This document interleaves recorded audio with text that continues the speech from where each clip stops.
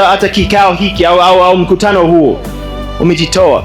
Na wewe kama Mungu anakubariki wewe uwe baraka kwa watu wengine. Yesu alisema kitu, alisema ni heri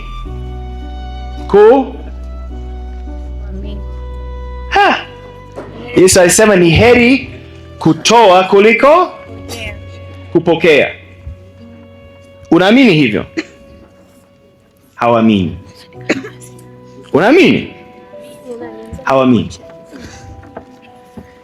Ukiamini hivyo, ishi hivyo. Sawa? Ili mtu aweze kutoa, lazima mwingine awe tayari kupokea. Si ndio?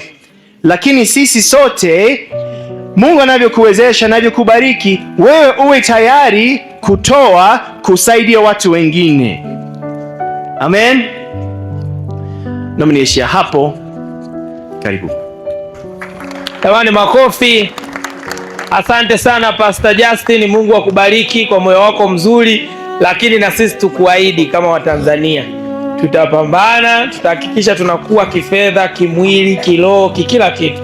Shangae na sisi tunasafiri, tunaenda Marekani kuelimisha, kusaidia watu wenye changamoto, si ndio jamani? Kwani hamna mhubiri hapa wa Tanzania na wewe unaweza kaenda Marekani ukawasaidia, ukawapa elimu.